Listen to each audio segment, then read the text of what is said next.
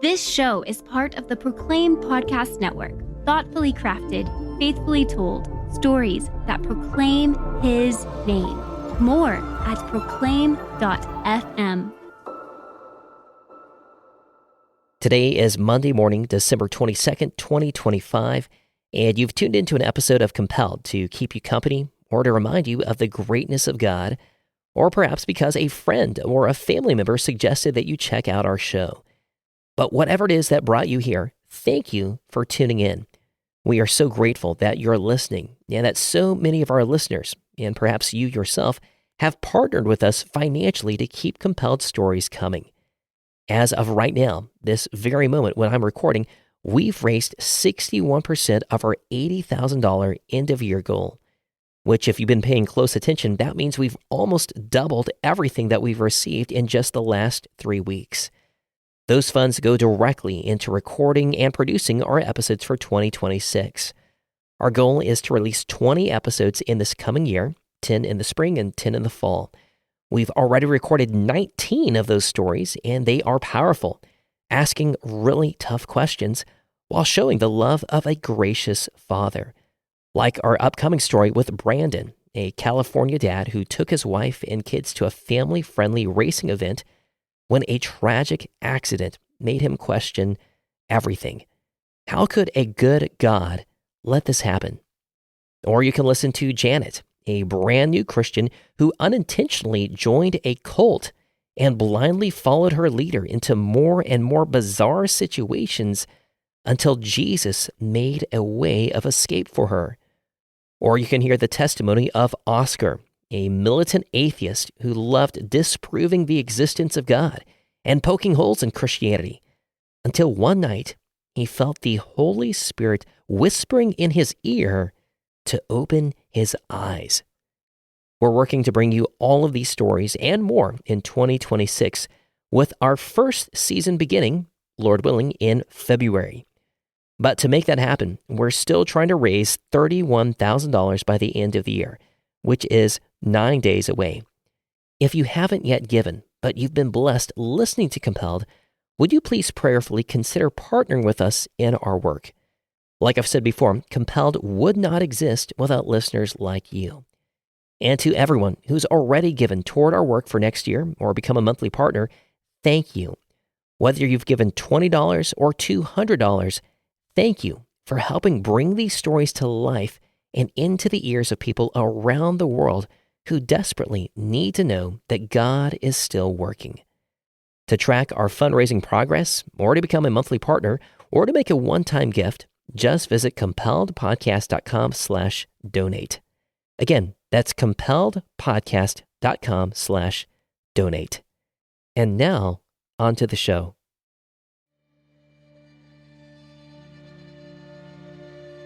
I went before a judge. I had multiple burglaries against me, but I was sentenced for 5 of them. I was sentenced to 5 99-year sentences. I was 19 years old.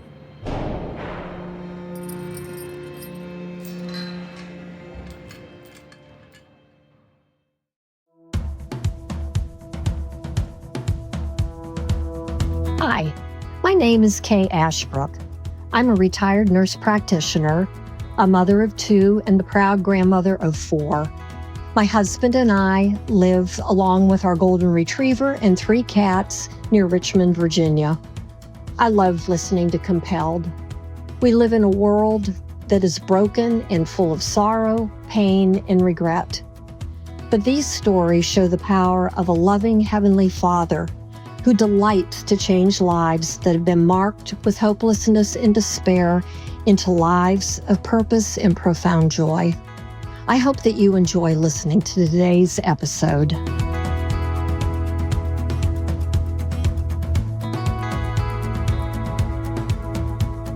I'm Paul Hastings, and you're listening to Compelled, where we use gripping, immersive storytelling to bring to life Christian testimonies from the kingdom of God, told by the people compelled to live for Him.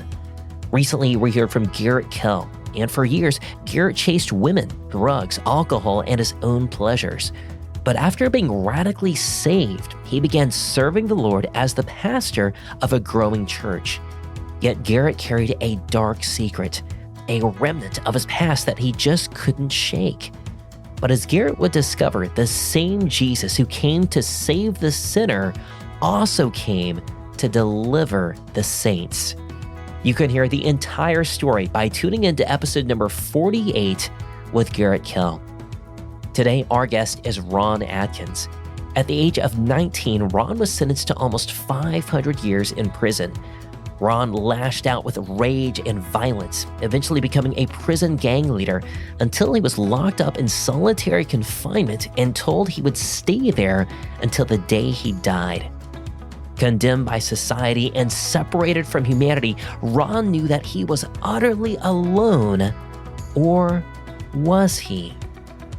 So gather round, lean in, and join us for this compelling story from the kingdom of God.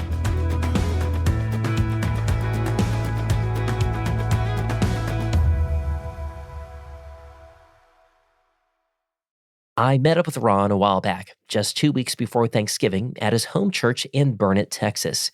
And two things immediately struck my mind.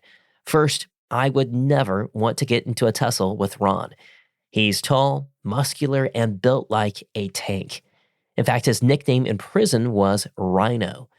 Second was Ron's humility and gentleness. It's hard to believe that a guy built like a rhinoceros could be so gentle or tender, but you'll even hear it in his voice. The Lord has given Ron a love for people, especially the broken. And Ron has come a long way from where he first started, because his home life growing up in rural Texas was anything but gentle. I grew up in a dysfunctional home. My mother and father, they didn't think they could have children at first. They were married for 12 years before I was born. And so my mother was told she would never have kids.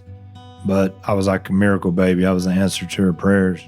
And she's a very sweet Christian woman, and she was one of those people that you never heard a cuss word from, Never touched any kind of drug or alcohol, and just never had an angry word, never met a stranger, that type of person, just sweet as she could be. My father was a Korean War veteran, and he was just really angry, and he had a lot of animosity from the war and stuff that he brought with him, and maybe even some mental issues, And because they had tried to adopt a child, and he had like a breakdown or something, and they took the child away from him. So it was really tough. I guess I was just too much like him. We always butted heads ever since I was a little kid. And he was just real verbally and physically abusive, and just had a super bad rage problem.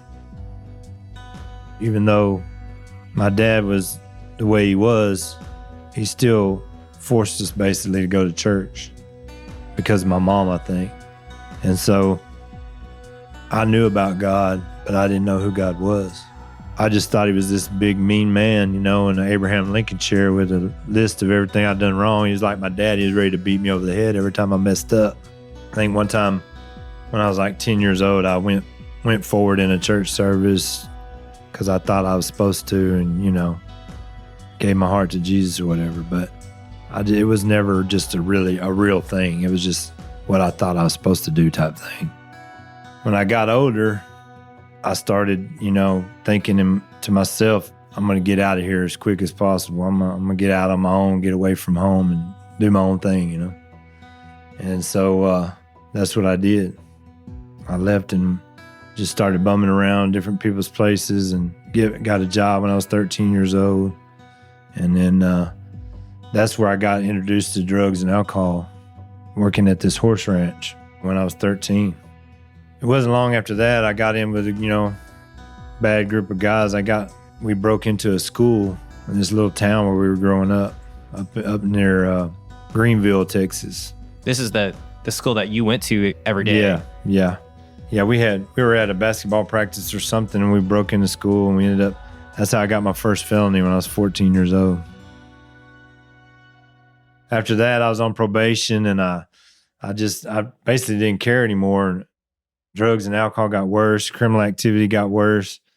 And finally, when I turned 17, I started going to jail for real First it was DWI, and then at some point there I got involved in breaking in, burglarizing.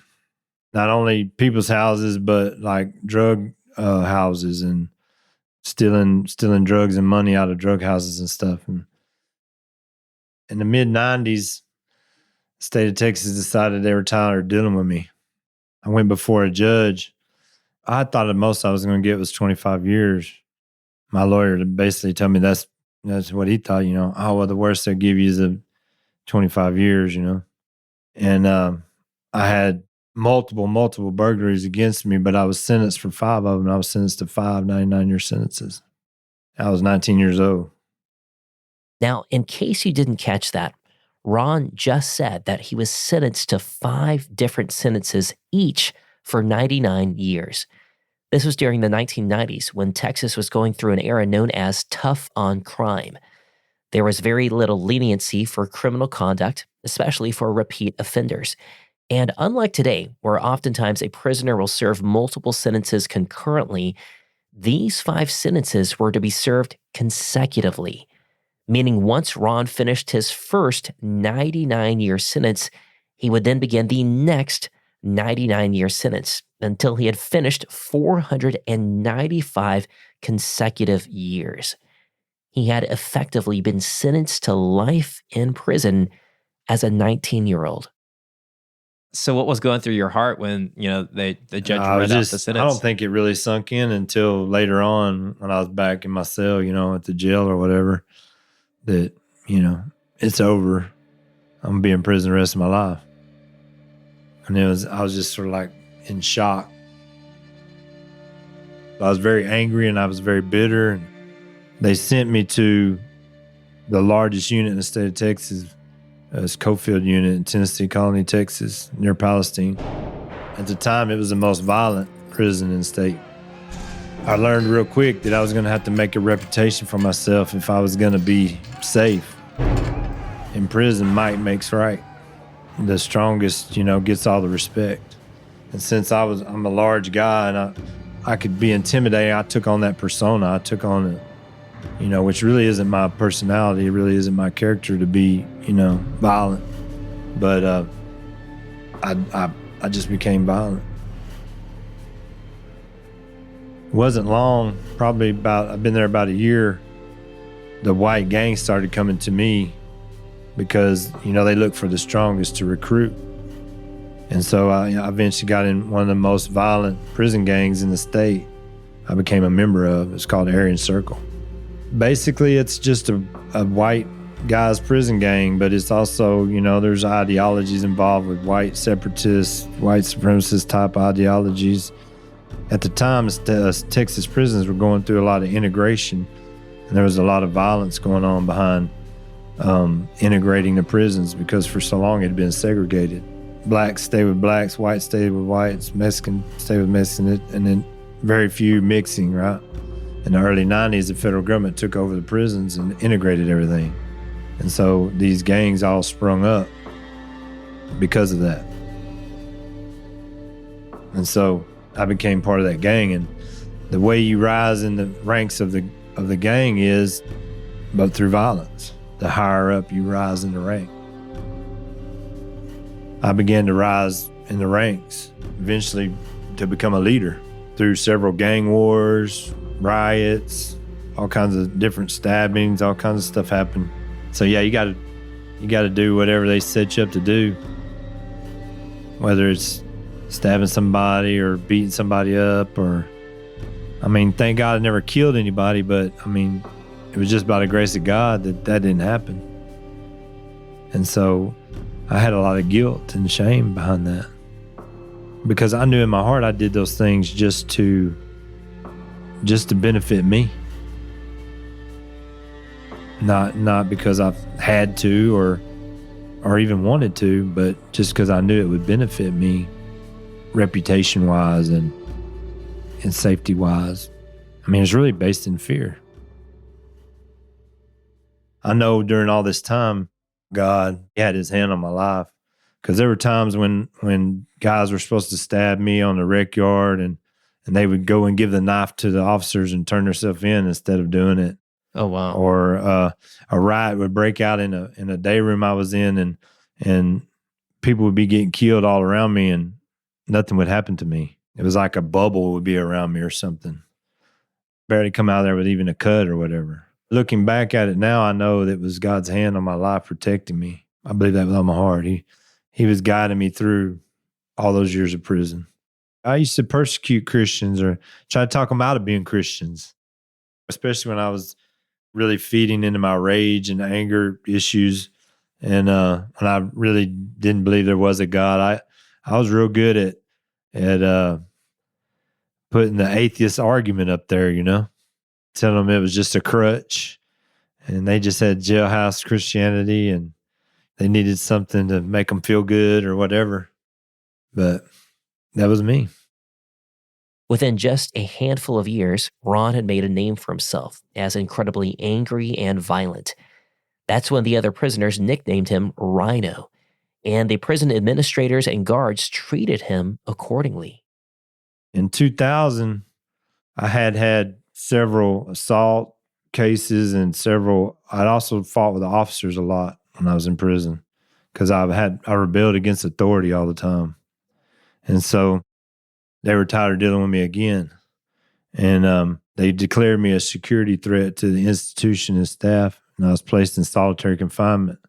And I spent the next 13 years in a 5x8 cell by myself.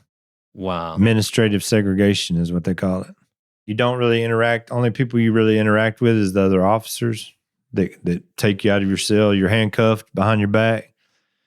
And 2 officers escort you with clubs and shields to wherever you have to go. Like if you have to go to the infirmary or if they take you out for recreation, sometimes you get an hour recreation a day. But it's just going from a little cage to a big cage, basically. I mean, you have no other interaction with other people unless it's just, screaming and hollering out through the vent in the back of your cell or something to the next guy in the next cell, Once I got back there, my behavior got even worse. My real problem was I hated myself. I had a self-destructive mindset, and I put myself in all these violent situations because I really wanted to die. I didn't want to do all this time. I didn't want to spend my life in prison, but I felt like I couldn't commit suicide, but I was really suicidal.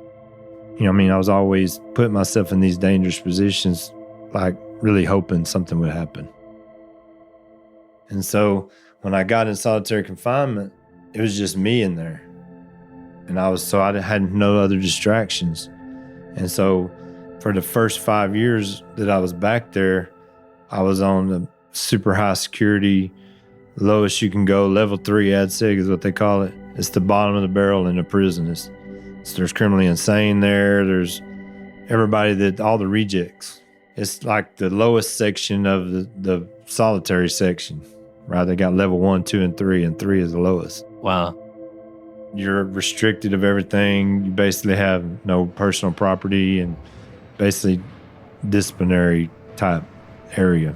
But my violence only got worse. Like whenever they would take you out for a shower, they would take you out of your cell and handcuff you. I used to break out of the handcuffs and assault the officers. Had over 30 staff assaults. I would just attack anybody at any time without warning.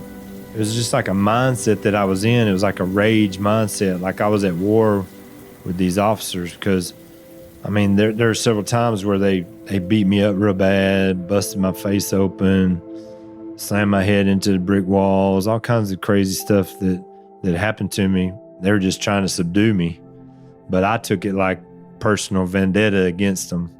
And so that's the way I lived my life for 5 years, in this personal vendetta against these officers.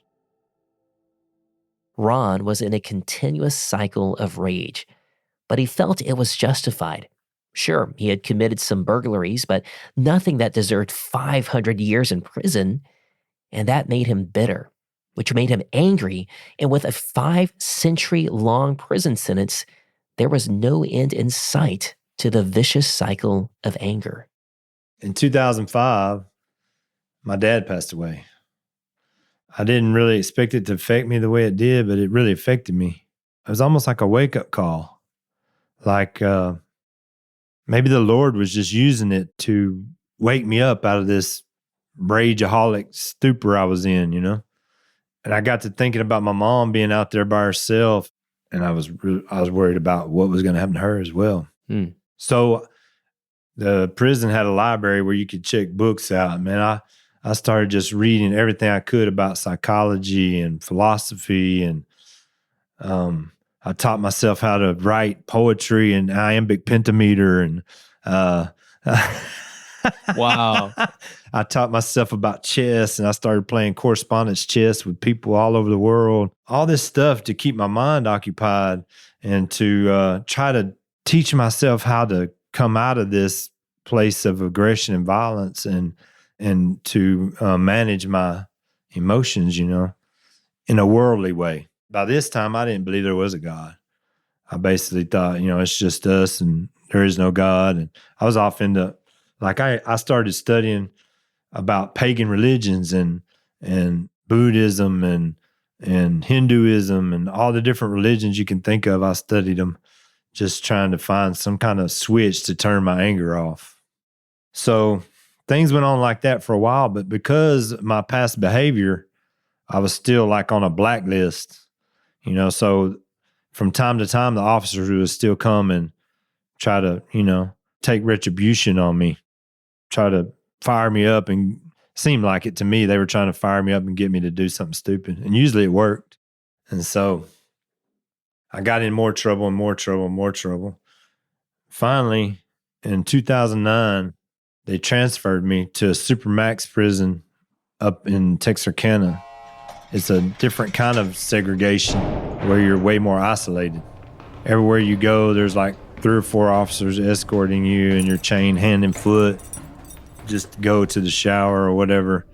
It's just way more supermax is what they call it. When I got there, I immediately got indicted for a crime that I committed when I was on the Compelled unit that had happened 2-3 years before that. It was for having a cell phone, which is called a prohibited item in a penal institution. And so I went back to court, and they told me, well, we're filing a habitual criminal because of all the felonies you've had, and we're going to try to give you another life sentence. On top of the 599s. This blow was too much.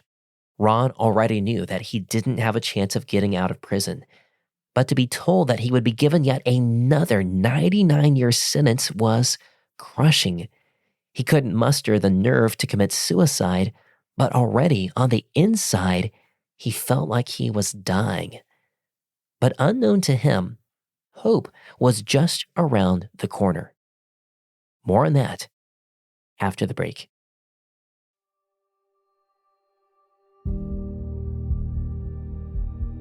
Welcome back to Compelled. As a 19-year-old, Ron Adkins was sentenced to 500 years in prison. He responded by joining a prison gang and became so violent that he racked up hundreds of violations. Eventually, he became so out of control that the guards moved Ron to solitary confinement, where he lived alone in a 5x8 concrete cell for the next 9 years. But now Ron had been charged with another violation and was facing an additional 99 years, effectively another life sentence. For Ron, this was a death blow. Whatever meager hope he held onto for being released had vanished. He felt utterly broken, utterly worthless, and utterly alone. But he was about to discover that he wasn't. I was in my cell alone. I guess the best way for me to describe it is it was like Jesus came in the cell with me, because the presence and power of God came in the cell.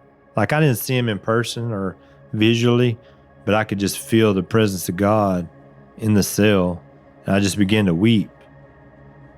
I hadn't even cried, 15 years maybe, because, I always had that stone face, tough guy persona on, But you didn't even believe in God at this point. No. But I knew it was him. It was just overwhelming. I had an old Bible that I kept all the time. In prison, you had to have something you keep your addresses and stuff in. And most people just have a Bible because it's the only thing they can't take from you.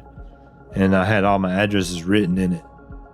And all the Old Testament was gone because I've been using it for rolling papers. Rolling papers. Yeah, I've been smoking the Bible. You'd been ripping out pages. Yeah, and using them for rolling papers, yeah. Because in prison, tobacco is illegal. They made it illegal, you know.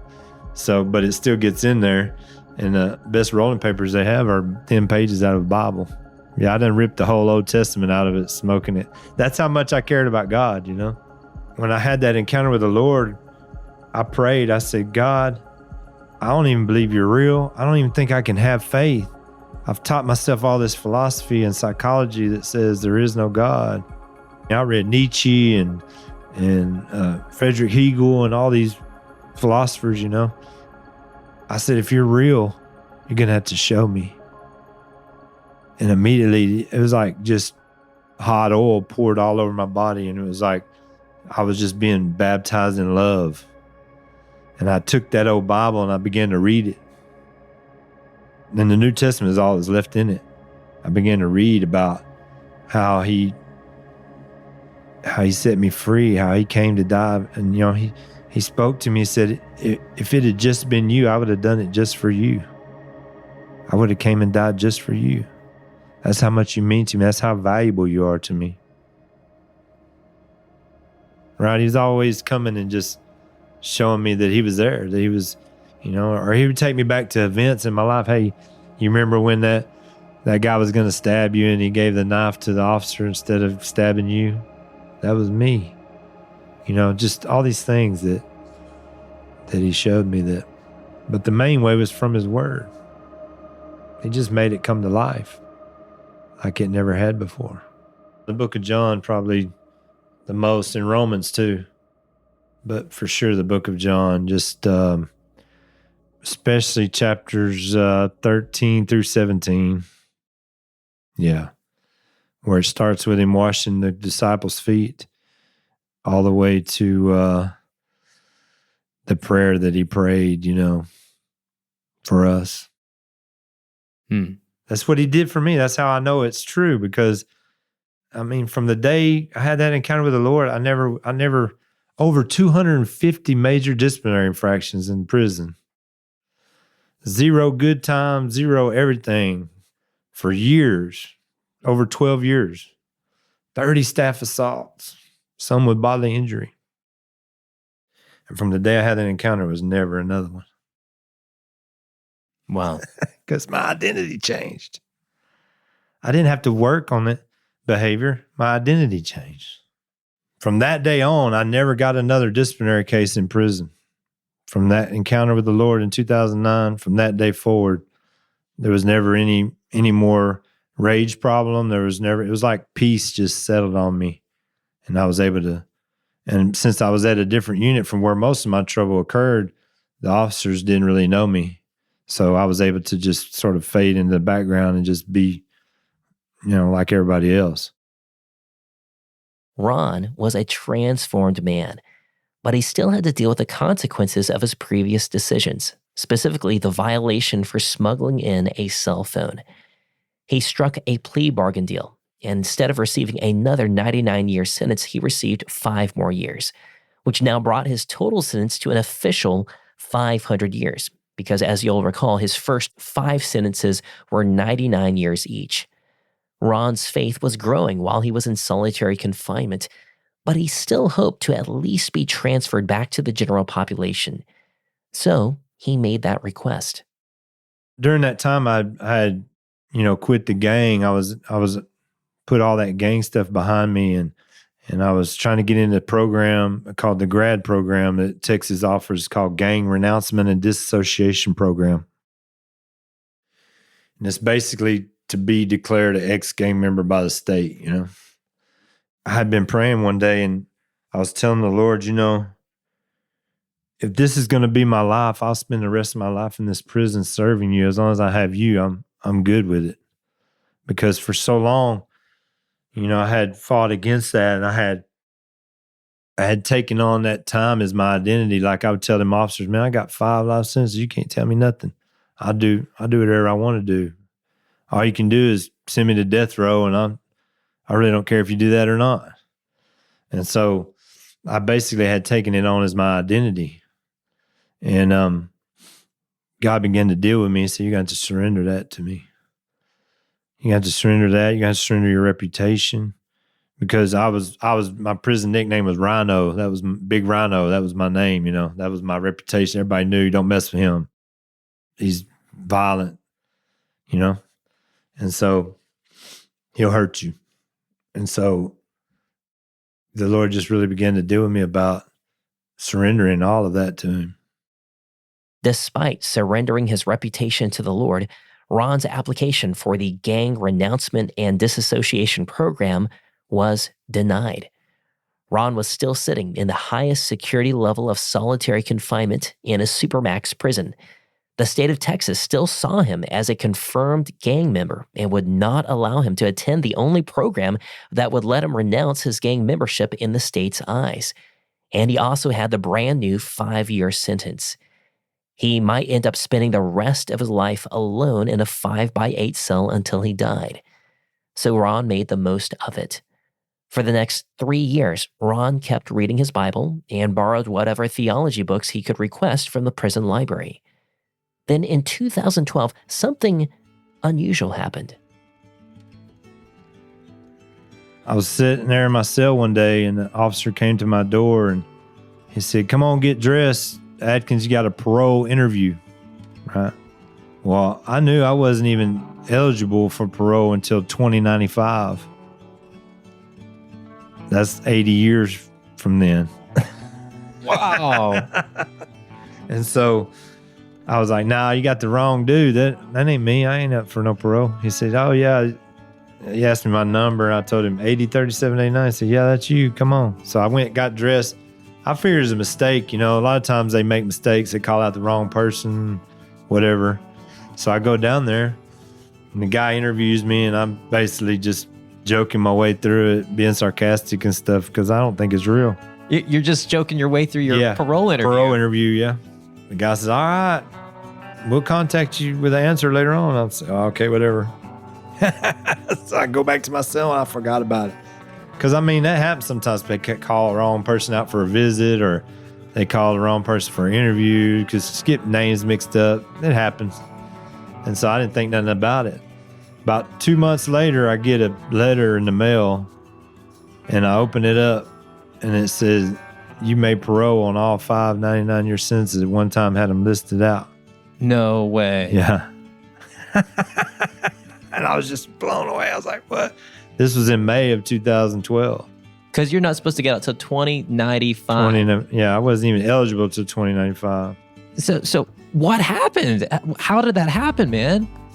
Nobody knows for sure. The best I could figure, in 2007, they came up with some kind of law about consecutive sentences where all the sentences in a line, only the last sentence in line is active or something like that. I can't remember exactly how it goes, but what it did was it made me make parole on all 5 of those sentences and start the 5-year sentence that I had gotten in prison. I guess the truth of it is, for many years, I did live in hopelessness because I knew I wasn't getting out. And you didn't even pray that? It just didn't really cross your mind? No. I didn't dare to hope for it. So actually, the 5-year sentence triggered all that. The new sentence actually triggered it all. But really, it was just God. As you can imagine, Ron was ecstatic. The impossible had just happened.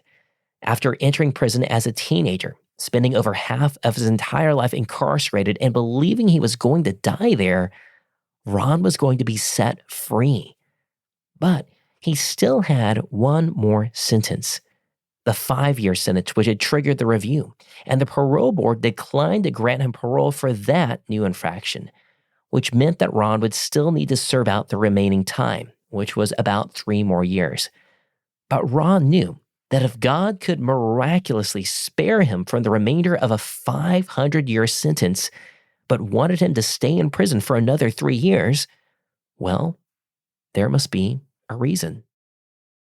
Even though I had this relationship with the Lord and I had been with him for these 3 years, I still didn't know who he was, really. I still saw him as that legalistic, mean, gray bearded man in the Abraham Lincoln chair, you know what I mean? Ready to beat me over the head every time I did something wrong. That's not who the Father is. Yeah. A few months later, I had been, like I told you, I had been signed up for this grad program, but they would never let me go because of my assaultive history. They said, no, you're never getting out of solitary confinement. You're going to be in solitary confinement till they let you out of here. And so 8 months later, they told me I was on the chain, which was a transfer bus, basically, what they call it, the chain bus. And they said, you're being transferred to Ellis Unit to the grad program.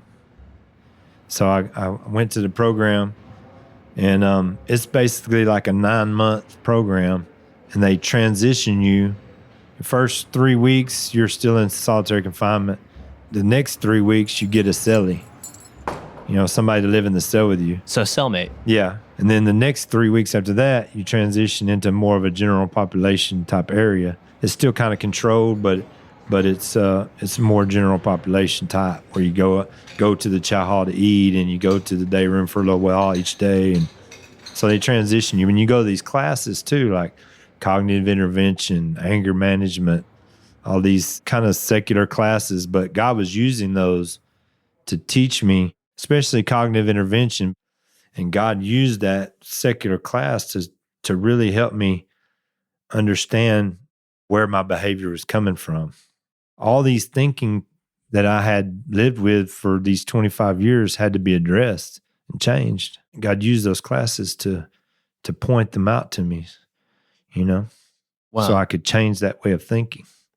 And without that, I wouldn't have never made it out. I would have never made it through that program. And so finally, I finished the program, and my mom got to come visit me, and I got to hug her for the first time in 15 years. Wow. Yeah. It was just a real emotional, awesome moment. After having been absent from the general prison population for 13 years, many of the inmates were surprised to see Ron again. But they were even more shocked to learn that he was now a Christian. I guess the best way to describe it was they were just like really not believing. Like I was just playing a game. Like I was just doing that to get through the program. And because that's what a lot of guys do. They want to get out of SIG, so they say they're out of the gang and they go to the program. And, but with me, it's a little bit different because I had all this.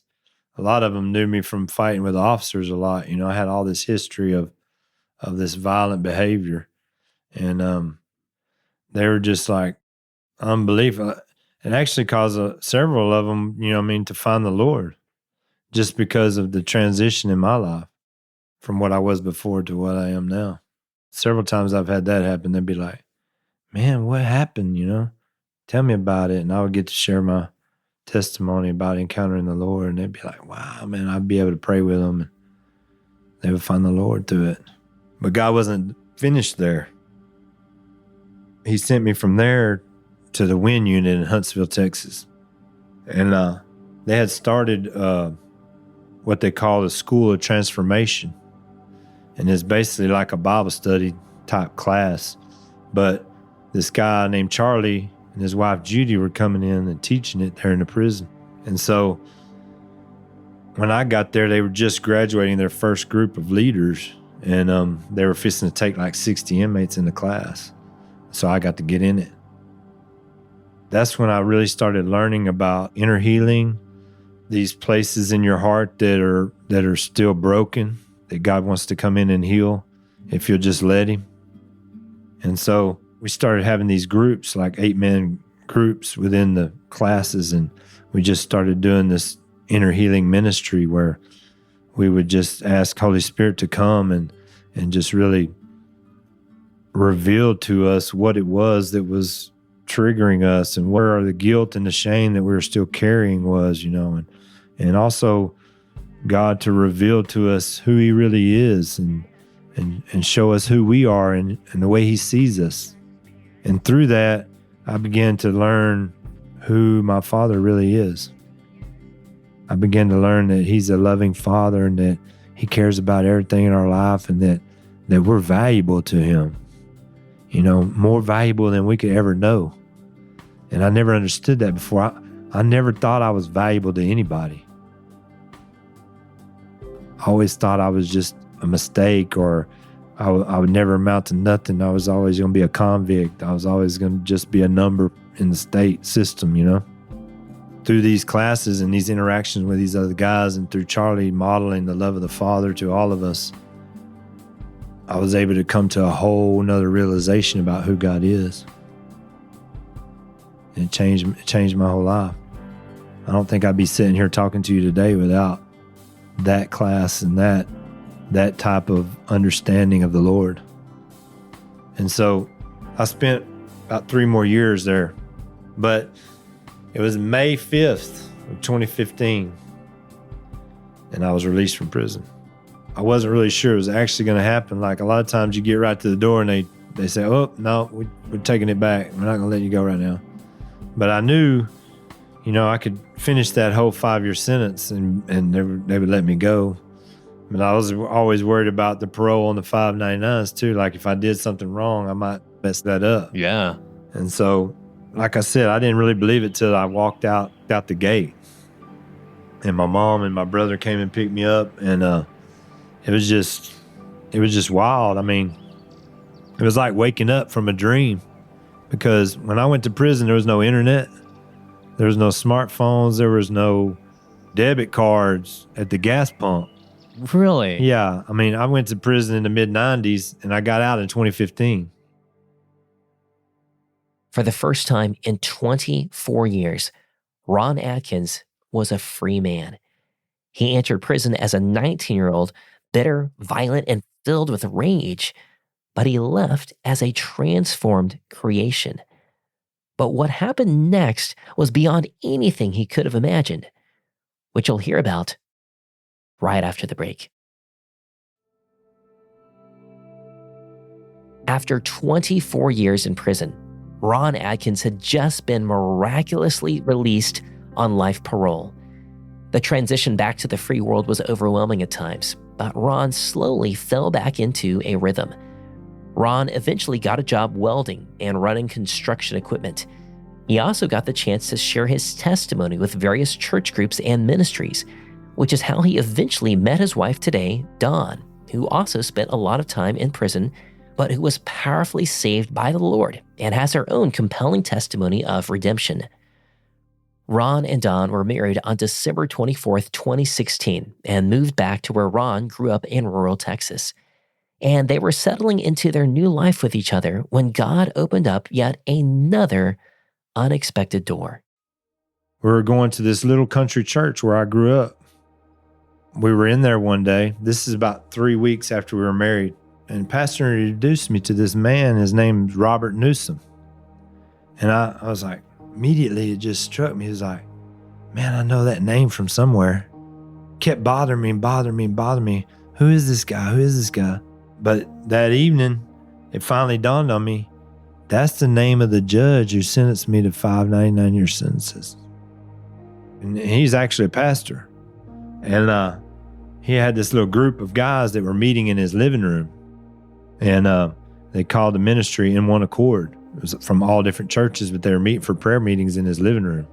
Well, he was coming back to that little church to preach a message on Sunday. And me and Don were there.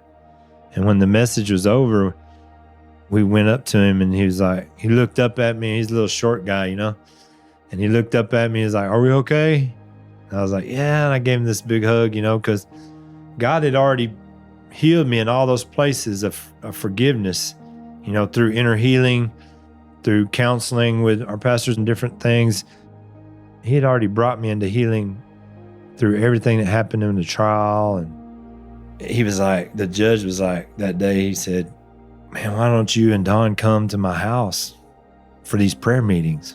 So we started going in his living room every Tuesday and Sunday night and having these prayer meetings. And it was just like a bunch of people, other people that he had put in prison actually were there too. Wow. And, yeah. And so we would just meet. There was like 20 or 25 of us in his living room, just sitting on the floor, worshiping the Lord and praying. And all of a sudden, all this stuff started happening. Like the city officials from the jail where I was sentenced at, they wanted to meet with us, and we went in front of them and they heard Don's testimony, they heard my testimony, and the sheriff was immediately like, when can you come in my jail? So we started going into jail, ministering to the girls and the guys both in the jail. And God just started bringing revival in the jail, and people started getting saved and set free. And then the meeting that was in the judge's living room went from 20, 25 people to 400 people. And they had to rent the Civic Center, which is the biggest building in the county, in order to have the services in it. And then they started, the jail administrator, he's a Christian guy too. He was so affected by it, he started busing the inmates over to the services, which they're still doing right now today. And in their striped uniforms, they come into the church services and have church with us on Tuesday and Sunday nights. So God just really just birthed the whole revival type movement in that city just behind me and the judge's relationship. Ron can tell you so many stories about how God has been redeeming his time in prison and has been using Ron's testimony to touch lives and point others to the Lord. And one of those stories comes from a marriage conference that Ron and Don led. And interestingly enough, the conference took place at the very prison where Ron had become a gang leader and had spent years in solitary confinement.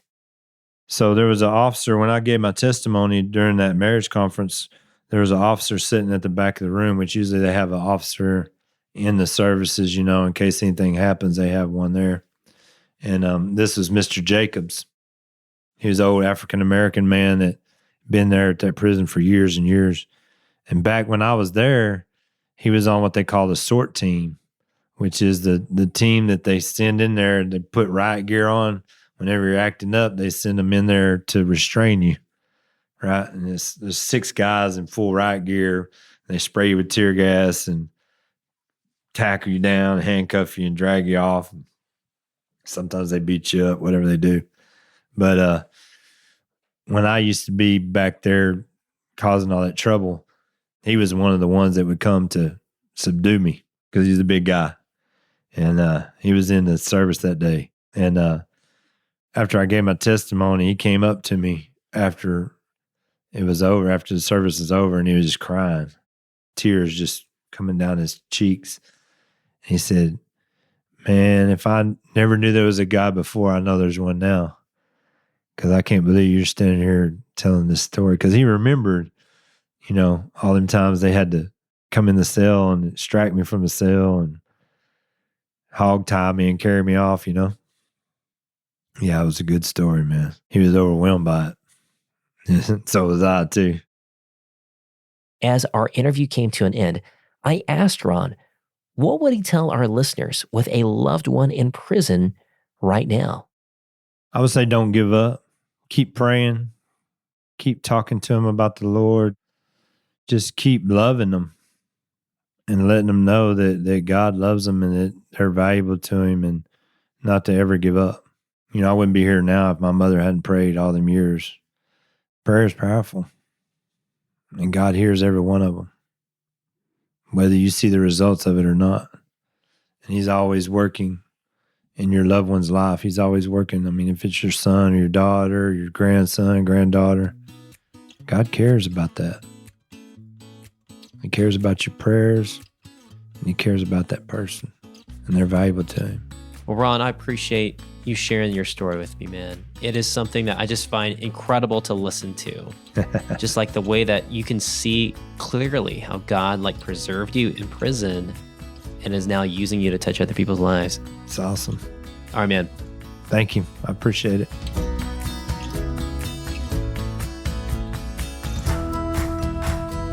When Ron was first sentenced as a 19-year-old for half a millennium, he knew that there would be no getting out and that all hope was lost. It took almost 20 years of being locked up and a decade of solitary confinement before Ron would finally open his heart to the Lord. And what a transformation it made, from a violent gang leader to a prison evangelist. It's so encouraging to see how God has used Ron's darkest moments and redeemed those to now touch and change the lives of countless others. Today, Ron and his wife operate Radical Restoration Ministries, which is a year-round Christian discipleship program for broken women recovering from addiction, abuse, or incarceration, with homes in Florida, Alabama, Indiana, and Texas. If you would like to learn more about the Adkins or become involved with their ministry, then visit their website, radicalrestorationministries.com, or visit compelledpodcast.com and pull up the show notes for this episode, where we'll include some additional photos of Ron, including some taken while he was in prison. And if you know someone who would be encouraged by Ron's testimony, please send this to them. It's episode number 49 with Ron Adkins. And by the way, let me remind you that we actually have a brand new way that you can enjoy Compelled Testimonies. And that's through our brand new book that my wife and I wrote, appropriately called Compelled. It has 7 powerful stories of God working in people's lives. You'll stand in the courtroom with an innocent mom as she is pronounced guilty of a murder that she didn't commit and sentenced to life in prison. But then in prison, you'll encounter the same God that she did, who told her to forgive her accusers. Or you'll paddle deep into the jungles of New Guinea alongside a young missionary couple as they make first contact with a Stone Age tribe of cannibals lost to time and in desperate need of a savior. Or you'll feel the heat of the Pentagon in flames as a Boeing 757 slams into the building on September 11th and engulfs an Army officer in a ball of fire. His life will hang by a thread as the God of miracles works mightily that day. Each of the 7 testimonies in the book are written in a way that encourages faithful Christians in their walks, while also serving as a great conversation starter for non-Christians as well. In fact, I've heard of several churches who've been distributing this book to their congregation. If you enjoy listening to Compelled Testimonies, then I think you'll enjoy reading them as well. To learn more about the Compelled book, just head over to compelledpodcast.com/book. It's our joy to release these stories for free, but that's only possible because of our sponsors and the generous financial support of our listeners like you. Creating stories like these is not cheap. In fact, a single episode can take upwards of 80 hours to produce. If you want to help us continue creating more stories just like Ron's, then consider joining Compelled as a monthly partner. You'll get access to all of our behind-the-scenes interviews with over 100 hours of additional interview content that we never had time to publish. And you'll also get access to all of our brand new episodes 1 week early without ads. There's no set price. Whether we want to give $3 a month or $100 a month, we leave that up to you because we recognize that different people are in different financial situations. But regardless of the amount, your contribution goes directly towards making more stories available to more people. To join as a monthly partner or to make a one-time donation, just visit compelledpodcast.com/donate. And I'll be candid, we're getting close to the end of the year, and we're making decisions right now about all that we're hoping to do in this coming year, and we'd love to have your support. You can track our current fundraising goal and our progress at our website again at compelledpodcast.com/donate. Today's story was edited by Will Jackson, Zach Fowler, and Micah Foster. Script assistance from Mark Weber, sound engineering by Sonomorphic, and our associate producer is my wonderful wife, Sarah Hastings. I'm your host, Paul Hastings, and you've been listening to Compelled. We'll be back next time with another compelling story. We'll see you then.